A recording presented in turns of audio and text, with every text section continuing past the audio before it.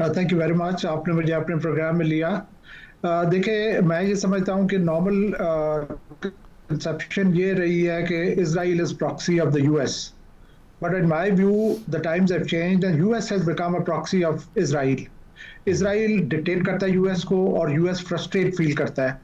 पिछला जो कॉन्फ्लिक्ट हुआ था जून 25 में, उसमें भी हमें याद है कि प्रेसिडेंट ट्रंप ने किस तरीके से अपनी फ्रस्ट्रेशन डिस्प्ले की अगेंस्ट इसराइल, कि वो उनकी बात नहीं मान रहे हैं, they are doing this and they are doing that, and he even used the foul language. इस दफा भी मतलब जो इंडिकेशन आ रही थी immediate before start of hostilities कि they are very close to peace deal. मेरे नज़दीक इसराइल ने through its own interest and motives इस प्रोसेस को डीरेल किया, प्रीएम्प्ट किया, एंड ही वांटेड के कॉन्फ्लिक्ट होना चाहिए। और उसमें इसराइल जो है, हमें पता है कि उसके ग्रेटर इसराइल के डिज़ाइंस हैं, कि उसकी ख्वाहिशें हैं। उसके अलावा ईरान एक वाहिद मुल्क है जो कि एक रेजिस्टेंस डिस्प्ले कर रहा है और कंटेस्ट कर रहा है मिडिल ईस्ट में। तो Israel as well as US दोनों चाहते हैं कि इस वाहिद रेजिस्टेंस को एलिमिनेट किया जाए। लेकिन जैसे आपने कहा कि जो मिडिल ईस्ट है उस पे यूएस के इंटरेस्ट वो भी बुरी तरीके से हर्ट हुए हैं। जो उनके अलाइज हैं, they are feeling themselves vulnerable and left alone. और एक बहुत बड़ा लेसन इस सारे प्रोसेस में मर्ज होता है। जिस किसी ने अपनी सिक्योरिटी को सबलेट किया किसी और को, चाहे वो जापान था, चाहे यूक्रेन था, चाहे वो लिबिया था, उसको एक दिन शर्मिंदगी उठानी पड़ी है। सिक्योरिटी वो फंक्शन है जो हर किसी ने अपनी खुद करनी है और अपनी खुद कैपेबिलिटी और कैपेसिटी बिल्ड करती है अपने आप को सिक्योर करने के लिए। तो इस सारे प्रोसेस में जो मैं देख रहा हूँ, मैं यहाँ पे ये कहना चाहूँगा कि वी नो कि यूएस का डिक्लाइन शुरू है, लेकिन आप देखें कि किस तरीके से यूएस में मॉरल ग्राउंड्स के ऊपर डिके है, यूएस में कोऑर्डिनेशन और कोऑपरेशन के ऊपर डिके है, यूएस में किंगशिप आ चुकी है रादर देन डेमोक्रेसी। और इस पर्टिकुलर वॉर के कॉन्टेक्स्ट में पेंटागन और स्टेट डिपार्टमेंट एंड प्रेसिडेंसी एक पेज के ऊपर नहीं है। पेंटागन ने जो कांग्रेशनल हियरिंग में एडमिट किया है कि no, Iran wasn't an imminent threat to the US. So that means कि इस स्टेटमेंट की बेस के ऊपर प्रेसिडेंट ट्रंप ने जो एक्शन लिया वो अल्ट्रा कॉन्स्टिट्यूशनल है, वो बियॉन्ड कॉन्स्टिट्यूशन है। लेकिन समरेश साहब, अब दुनिया जो ये मॉडर्न जो वर्ल्ड ऑर्डर है, इसको रियलिस्ट पर्सपेक्टिव के अलावा आप देख नहीं सकते, और उस पर्सपेक्टिव में तो सिर्फ ताकत और मिलिट्री माइट ही मैटर करती है। इसके अलावा ट्रंप ने तो बजाते खुद कह दिया, मैं किसी इंटरनेशनल लॉ को नहीं मानता, हाँ अपनी मोरालिटी अगर मुझे कंपेल कर ले तो फिर मैं मॉरली बिहेव कर सकता हूँ। तो अभी डेमोक्रेसी का ना होना या मोरालिटी ना होना तो इररेलेवेंट कर दी है उन्होंने, बिकॉज चाइना और रूस को आप देख लें, वो सिटिंग डक्स और स्पेक्टेटर्स का किरदार अदा कर रहे हैं। Country by country America plunder करता जा रहा है। तो ये मोरालिटी और डेमोक्रेसी मैटर भी करती है अब इंटरनेशनल ऑर्डर में। यू आर राइट कि इसी तरीके से जो आज की दुनिया तो कभी भी फेयर और जस्ट नहीं रही। लेकिन मैं समझता हूँ कि इस अकाउंट पे इस वक्त the world is on the lowest एब। माइट इज राइट, जंगल का कानून, कोई नॉन रूल बेस्ड वर्ड, कोई रूल्स नहीं है, यूएन इररेलेवेंट हो चुका है। लेकिन मैं इसमें ये कहना चाहूँगा कि शॉर्ट टर्म में तो definitely America is prevailing upon these things, लेकिन लॉन्ग टर्म में अमेरिका अपने आप को खुद डैमेज कर रहा है। अगर एक मुल्क जिसमें इतनी कोऑर्डिनेशन ना हो सके, स्टेट डिपार्टमेंट कुछ और कह रहा है, प्रेसिडेंसी कुछ और कह रही है, पेंटागन कुछ और कह रहा है, कांग्रेस कुछ और कह रहा है, तो जस्ट इमेजिन कि अभी तो हो सकता है कि वो, और अभी भी उनका नुकसान हो रहा है अगर इस वॉर की मैं बात करूं, लेकिन आफ्टर फ्यू इयर्स यूएस का क्या हाल होगा।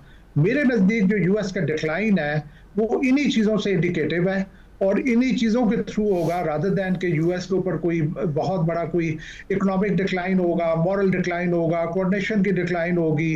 फिर उसके अलावा देख लें जो फाइल, मेरे नज़दीक मैं एक लास्ट बात कहना चाहूँगा कि इस वक्त जो यूएस की लीडरशिप है वो वल्नरेबल है और एक्सप्लॉइटेबल है। बिल्कुल, ये हो रहे हैं बिकॉज ऑफ एप्स्टीन फाइल्स। ठीक है, डाउनवर्ड स्पाइरल आप कह रहे हैं शुरू हो चुका है। वो मरीम साहिबा जो बात की है समरेश साहब ने कि गल्फ़ ने जो गलती की, वो मुझे याद है मैकियावेली ने द प्रिंस में लिखा था कि a prince should only rely on his own arms. तो गल्फ़ ने भी यही गलती की कि अमेरिका से सिक्योरिटी गारंटीज़ ले लीं, यूरोप ने भी यही गलती की और अब ग्रीनलैंड भी वल्नरेबल हुआ है, गल्फ़ पे अटैक्स हो रहे हैं, उनकी अपनी फ़ौजें इतनी एफिशिएंट नहीं हैं। ऑब्जेक्टिव्स पर आ जाते हैं, क्या लगता है आपको कि असल ऑब्जेक्टिव था क्या? क्योंकि खामेनाई की असैसिनेशन की अगर बात करें, वो आज रिपोर्ट सामने आई है कि ट्रैफिक कैमरास को उन्होंने हैक करके मूवमेंट ट्रैक की है। उस पर भी कन्फ्लिक्टिंग व्यू पॉइंट्स हैं। कुछ लोग कह रहे हैं कि डेलिबरेटली उन्होंने ऐसा होने दिया because he was 86 years old और उनकी शहादत से जो है वो एक नई जान पड़ जाती मूवमेंट के अंदर। कुछ लोग ये कह रहे हैं कि मोल्स इतने ज़्यादा हैं IRGC के इनर सर्कल में कि उन्होंने कॉम्प्रोमाइज़ किया है। तो असल में अगर ऑब्जेक्टिव सिर्फ ये था, चलें ये तो अचीव कर लिया, आगे आपने क्या करना है? नेशन बिल्डिंग करनी है, डेमोक्रेसी लेके आनी है, या फिर आपने पपेट बिठाना है वहाँ पे रज़ा पहलवी की तरह का?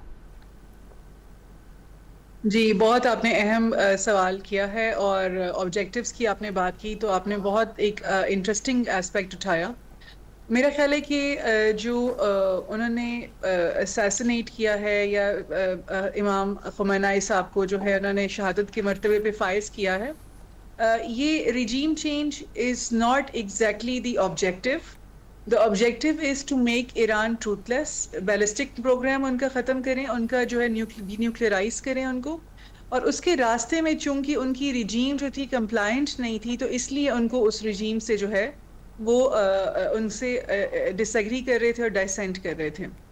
अब सबसे अहम बात यह है कि IRGC जो है डेफिनेटली उसके अंदर बहुत कॉम्प्रोमाइज़ हैं, कॉम्प्रोमाइज्ड मोल्स हैं, जिन्होंने इनके 48 बंदे जो है कल परसों की जब दिन था उसमें एक दिन में जो है इनके 48 अहम बंदे अहम इम्पॉर्टेंट पोजीशंस पे जो थे उनको इन्होंने असैसिनेट किया है। तो इससे समझ में आती है कि बहुत बड़ी लेवल के ऊपर इन्फिल्ट्रेशन है ईरान के अंदर। लेकिन इसके साथ ही हमें समझना होगा कि ईरान जो है basically that was the only country in the middle east जो कि कन्फ्रंट कर रहा था, और नेगोशिएशन का प्रोसेस जो है वो बहुत हद तक जो है सक्सेसफुल हो भी सकता था अमेरिका के साथ, क्योंकि ईरान फुली कोऑपरेट कर रहा था नेगोशिएशन के प्रोसेस में। लेकिन सबसे अहम पॉइंट ये था कि इजराइल जो था वो डिरेल करना चाहता था इस प्रोसेस को, ताकि वो अमेरिका को अपने साथ एलाई करे और अमेरिका ईरान के ऊपर जो है वो अटैक कर सके। अब इस समझ में जो है आपने सवाल किया कि इसमें अमेरिका को क्या फ़ायदा हुआ। अमेरिका को फिलहाल तो कोई फ़ायदा नहीं हुआ, लेकिन मुझे समझ में आती है कि प्रेसिडेंट डोनाल्ड ट्रंप ने अपनी ज़ाती वजूहात की बिना पर जो है इस हमले में ईरान के ऊपर हमला करने में इजराइल का साथ दिया है, और शायद उनको कुछ फ़ायदा भी निकले। और मिडिल ईस्ट के अंदर भी कुछ ऐसी कंट्रीज़ हैं, ममालिक हैं जो ईरान को एज अ राइवल देखते हैं और वो जो है ऑयल के ऊपर कंट्रोल चाहते हैं। तो ईरान जो है चूँकि बहुत बड़ा ऑयल प्रोड्यूसर भी है, तो जाहिर है वहाँ की गवर्नमेंट को अगर वो वहाँ से निकाले तो उस ऑयल के ऊपर उनकी हेजेमनी और डोमिनेंस जो है वो कायम रह सकेगी। एक ये पॉइंट था। दूसरा पॉइंट ये है कि देखिए यहाँ पर पेट्रो डॉलर्स की बात है सारी। आपने ये कहा कि इन गवर्नमेंट्स ने अपना सबलेट किया सिक्योरिटी टू अमेरिका। ये उनकी मजबूरी थी। उनकी मजबूरी इसलिए है क्योंकि ये मोनार्कीज हैं सारी। तो सबसे बड़ा इशू जो है, जो फॉर्म ऑफ गवर्नेंस है इन कंट्रीज़ का, वो ईरान के साथ क्लैश कर रहा था इरानियन रेवोल्यूशन के बाद, जब उस वक्त खुमैनी साहब थे, इमाम खुमैनी साहब, उन्होंने विलायतुल फ़क़ीह का कॉन्सेप्ट रखा और साथ ही ट्रांजिशंस भी की गवर्नमेंट की in the form of electoral process. तो चूंकि वो डायरेक्टली जो है वो it was juxtaposed to the monarchial system in the middle east जो GCC कंट्रीज है, तो जाहिर है वो थ्रेटन फील कर रही थी ईरान की स्टाइल ऑफ गवर्नमेंट से, नंबर 1। नंबर 2 ये था कि उन स्टाइल अमेरिका के साथ उन्होंने अपनी इकोनॉमी को इंटरवाइन कर दिया। उन्होंने पेट्रो डॉलर्स लिए, वो डॉलर्स कमाते हैं, वो अमेरिकन स्टॉक्स में लगाते हैं और वो पैसा दोबारा मुड़ के वो अमेरिका के पास जा रहा है, जिसके ऊपर वो उनकी इकोनॉमी जो है वो मजबूत होती जा रही है। और साथ ही साथ अब रिसेंट टाइम्स में देखते हैं कि अमेरिका ने AI सेंटर्स में बहुत ज़्यादा इन्वेस्ट किया हुआ है। उसकी भी सबसे बड़ी जो इन्वेस्टर्स हैं वही पेट्रो डॉलर्स की सूरत हाल में यही GCC कंट्रीज हैं। लेकिन मरीम साहिबा, is it a wake up call for GCC countries? क्योंकि अगर कतर में US एयरबेस होने के बावजूद वो महफूज नहीं है, सऊदी अरेबिया महफूज नहीं है, ये UAE महफूज नहीं है, what's next for the gulf? क्या सिक्योरिटी स्ट्रेटेजाइज करेंगे वो इसके बाद? अगर हम इसको दीनदारी के कॉन्सेप्ट पे देखें तो हम सबको पता है कि ग्रेटर इजराइल का कॉन्सेप्ट जो है वो है हमारी एक बहुत बड़ी जंग जो है, अगर हम इसको हदीसों के ऊपर बेस्ड करें, वो तो है ही सही। प्रैग्मेटिकली अगर आप आजकल के ज़माने के हिसाब से कहते हैं तो गल्फ कंट्रीज़ के लिए वेकअप कॉल बहुत पहले से आ चुकी है, ठीक है। लेकिन चूंकि वो अपने शॉर्ट टर्म गोल्स के तहत रह रहे हैं और वो सिर्फ अपनी मोनार्कियल गवर्नमेंट्स को सेफ गार्ड रखना चाहते हैं, एग्जैक्टली। तो इसलिए वो चाह रहे हैं कि वो किसी भी तरह से जो है अमेरिका की गुड बुक्स में रहें और ठीक। उनके साथ कोऑपरेट करते रहें, ताकि उनकी गवर्नमेंट्स को डैमेज ना पहुंचे और वो पावर में रहें। सही, ये तो सिर्फ छोटा सा शॉर्ट टर्म गोल है governments ठीक का। ठीक है, जो तो वेस्टर्न एलाइड ही रहेंगे क्योंकि इसके अलावा ऑप्शन नहीं है, आप ये कह रही हैं। प्रोग्राम में एक ब्रेक शामिल करेंगे, ब्रेक के बाद वापस आते हैं। Stay with us.